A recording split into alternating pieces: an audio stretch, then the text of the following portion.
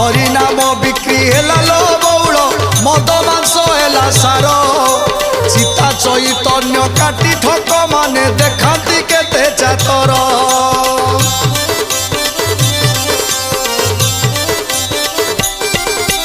प्रति घरे दियो पूजा